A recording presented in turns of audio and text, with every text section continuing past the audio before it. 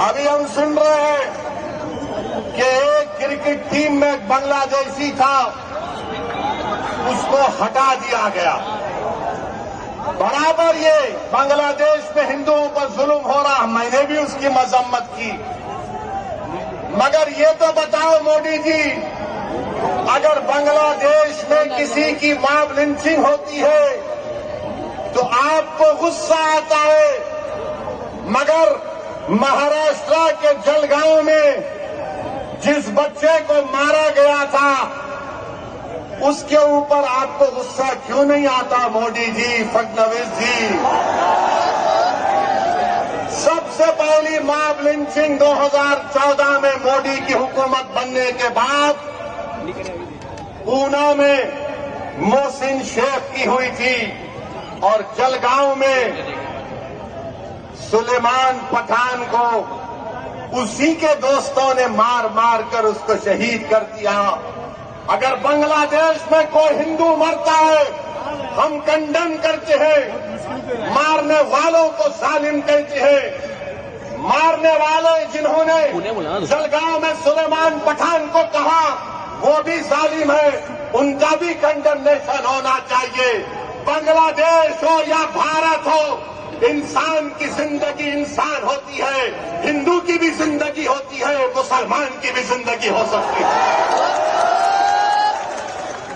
और हम पूरे बीजेपी वाले आज टीवी पर बाजा बजा रहे हैं, हमने एक प्लेयर को वापस कर दिया। अरे सुनो, तुम क्या सबको बेवकूफ बनाना चाहते हो? सुनो, एक क्रिकेट प्लेयर को निकाल दिया, पूरे बीजेपी वाले बोल रहे ये हमारे इत्तेहाद की कामयाबी हुई है। अब सुनो भारत की जनता, खासतौर से भारत और महाराष्ट्र के हमारे हिंदू भाई बहनों से कह रहा हूं, तुम एक क्रिकेट प्लेयर के कैंसलेशन पर तुम मिठाई बांट रहे हो तो नरेंद्र मोदी से पूछो।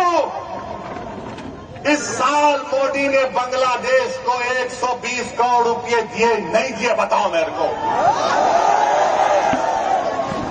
120 करोड़ रुपए, 120 करोड़ ग्रांट और एक में दिए। 1160 मेगावाट की एनर्जी भारत से बांग्लादेश को जाती है। और सुनो हमारे हिंदू भाई बहनों, मोदी ने 10 साल में बांग्लादेश को लेटर ऑफ क्रेडिट कितना दिया? $8 बिलियन। $8 बिलियन। और तुम असदुद्दीन ओवैसी को गाली देते हो। सुनो, मैं किसी मजहब का खिलाफ ना कभी रहूंगा इंशाअल्लाह ताला, मगर अगर मजलूमों से इंसाफ का मुतालबा करना, अगर मोहसिन शेख के कातिलों को सजा दिलाने की बात करना, अगर जलगांव के सुलेमान पठान खान को जिसके दोस्तों ने उसको मारा उनको कफर किरदार तक पहुंचाने की बात करना अगर जुर्म है तो खुदा की कसम जब तक जिंदा रहूंगा जुर्म करता रहूंगा। और वो क्रिकेट प्लेयर की सुनो, वो क्रिकेट प्लेयर, वो टीम ने उसको 10 करोड़ में खरीदा। आपने बांग्लादेश को 120 करोड़ रुपए 2025 में दिए एड और ग्रांट में। 1160 मेगावाट पावर बांग्लादेश को भारत से जा रहा है। और 10 साल में मोदी की हुकूमत ने एलओसी दिया $8 बिलियन का, $8 बिलियन का। और तुम नफरत करते हो मुसलमानों से। मैंने पार्लियामेंट में खड़े होकर कहा था कि बांग्लादेश की हमारे हिंदू भाई बहनों की मंदिरों का तहफ्फुज होना चाहिए। आप पैसे दे रहे हैं और यहां पर बीजेपी के लोग, क्योंकि महाराष्ट्र का इलेक्शन है, महाराष्ट्र की और मुंबई की जनता को बोल रहे देखो हमने एक बांग्लादेशी को भिजा दिया। अरे एक और को भिजाओ ना जो मोदी की बहन बनकर दिल्ली में बैठी हुई है। क्या आप चाहते हो मोहतरमा बांग्लादेश जाए? आप चाहते हो बांग्लादेश को दे दिया जाए? तो लगाओ नारा, नारे तकबीर। मोदी जी जी सुनो, ये आवाज आ रही है, लेके जाओ, उसको निकालो, उसको पहुंचाओ बांग्लादेश। और दूसरी बात अभी खत्म नहीं हुआ मोदी के ऊपर। आज हमने देखा कि वेनेजुएला में ट्रंप ने अपनी फौज को भिजाकर वहां के एक जमहूरी तौर पर मुंतखब शुदा सदर को एक मुल्क से, उसी के मुल्क से उठाकर अमेरिका लेकर चले गए। नरेंद्र मोदी जी, अमित शाह, देवेंद्र फडणवीस, जब ट्रंप अपनी फौज को भिजाकर वेनेजुएला से कदमी को उठा सकता है, जब सऊदी अरब यमन में मुखल्ला के पोर्ट पर बमबारी कर सकता है, मोदी जी हम आपको कह रहे हैं, आप पाकिस्तान में भिजाकर जो मुंबई की सड़कों पर साजिश करने वाले 9/11 के जालिम लोग हैं, चाहे वो मसूद अजहर हो या फिर लश्कर तैयबा का वो जालिम शैतान हो, मोदी जी 56 इंच का सीना है तो भिजाकर उठाकर लाओ। अगर ट्रंप कर सकता है तो क्या आप कम है? जब ट्रंप कर सकता है तो आपको भी करना पड़ेगा, क्योंकि मोदी ने कहा था अब की बार ट्रंप सरकार। तो मेरे भाई, मुझे मालूम कि आज के इस भाषण के बाद टीवी चैनल के लोग मसरूफ हो जाएंगे। ओवैसी का एक और भड़काऊ भाषण। अरे जालिमों सुनो, किसी शायर ने अच्छा कहा था कि तुम्हारी सोच के सांचे में ढल नहीं सकता, तुम्हारी सोच के सांचे में ढल नहीं सकता, जबान काट लो लहजा बदल नहीं सकता, जबान काट लो लहजा बदल नहीं सकता। और सुनो नरेंद्र मोदी, देवेंद्र फडणवीस और अखिलेश यादव, मुझे भी मोम का समझ रहे हो क्या? तुम क्या अबू आसिम साहब की तरह मुझे भी मोम का समझ रहे हो क्या?